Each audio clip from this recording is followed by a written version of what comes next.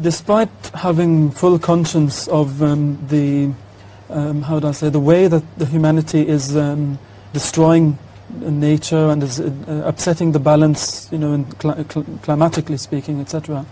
And we've seen great upheavals in the climate recently.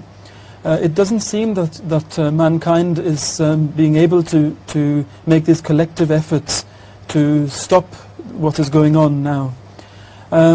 Does Hazur believe that there would be some great calamity, a natural calamity, which would result from these actions of man?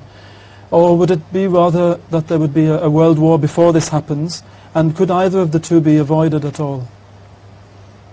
I think neither can be avoided. That's the first part of the answer. The fact is that the problem where the atmosphere is polluted, the air is polluted, waters are polluted, etc., are the natural consequences of industrial development. Now, industrial development is responsible for the economic growth, and also it is responsible for finding markets in the third world for their productions. Now, this they cannot stop. Whatever may happen, it's impossible for them to reverse their industrial development, and also it is linked to the way of life they have adopted.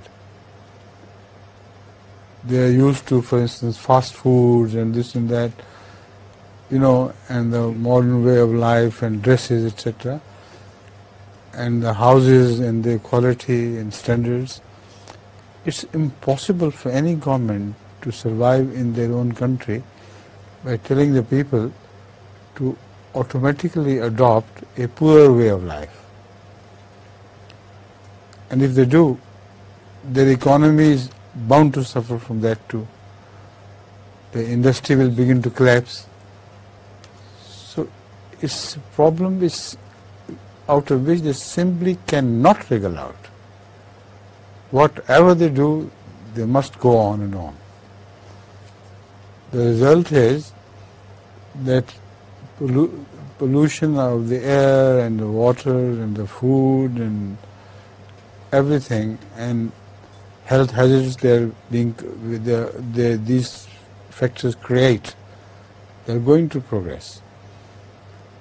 The second is the question. Part of the question is regarding the atomic war. I think both things are going to help each other. They abet each other. Because if you think deeply on the problem, these economic developments are bound to create jealousies, and jealousies are bound to create wars, or the fear of wars, and then ultimately it may end up in the Holocaust created by an atomic war. Now, these things are not only possible, but they are most certainly going to happen. Before this happens, new world cannot be created. Now, you want to find out whether atomic war will take place first or this, Allah knows best. Right? Now, this question is about a vision which was witnessed by about 80,000 people in Fátima in Spain, following the visions of the Virgin Mary in the same year, in 1917, in Spain. People had gathered to see if the Virgin would appear again and speak to the children who had said they had seen her. It didn't appear the first time, it won't appear again either. It's all a myth created by the church. It has nothing to do, it's not real. It's fantasy. If they insist it was real, the point would be what change did it bring about?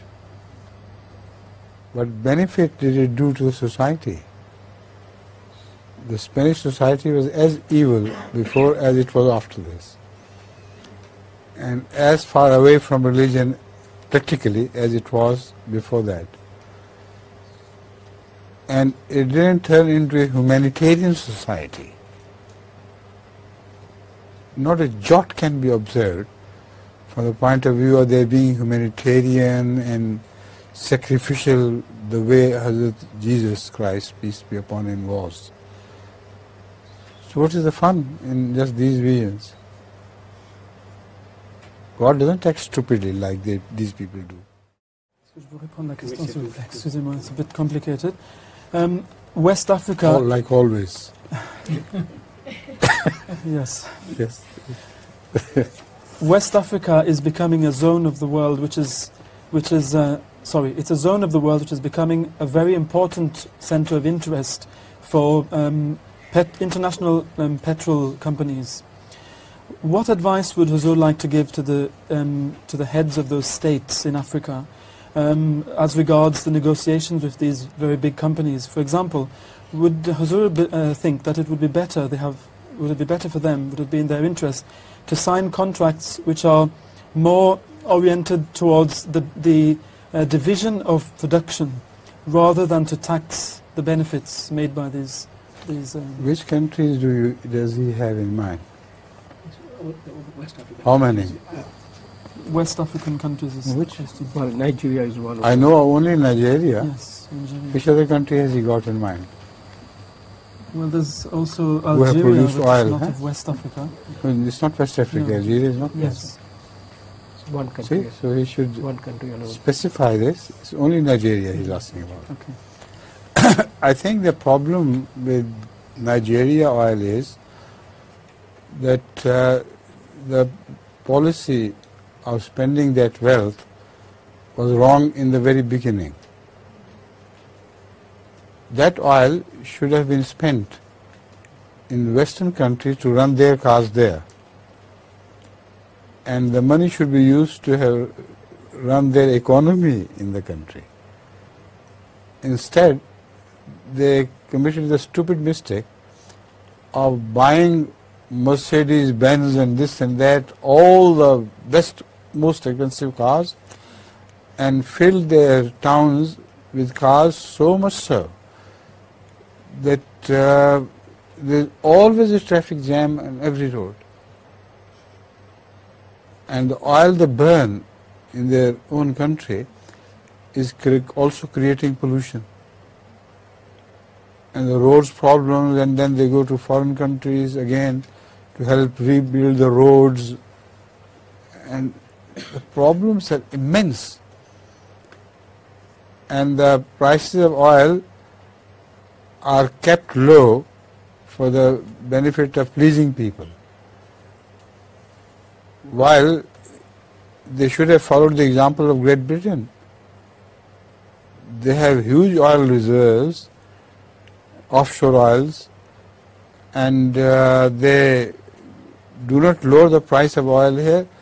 It is higher than in Europe, on the continent I mean. So they don't even learn their lessons from the more advanced nations with whom they deal. So all the problems are created by them themselves. God had granted them oil, they should have spent it sensibly, with the result the whole country should have benefited from the proceeds of the oil. After the era of colonialism, most third world countries are still suffering the domination of superpowers. In that respect, does Huzur believe that their accession to independence was not a good thing for them as such? And how could they get rid of the yoke of the superpowers? Which particular country he has in mind? If he should particularize his question with reference to a country and make an example, then I'll be able to answer the question. French, Well, in particular, ex-colonies of France, there are many in Africa, etc. They're suffering very much, and they're still under the domination of France. Because France is a mighty country and they are poor countries, It's the laws of nature. You know, they're dependent in so many ways on French advancement in science and technology, etc., etc. Unless they change the way of their life, they cannot stop their dependence on France. It's not just a question of colonialism. It's a question of wisdom applied to your own economy and situations. This domination can be completely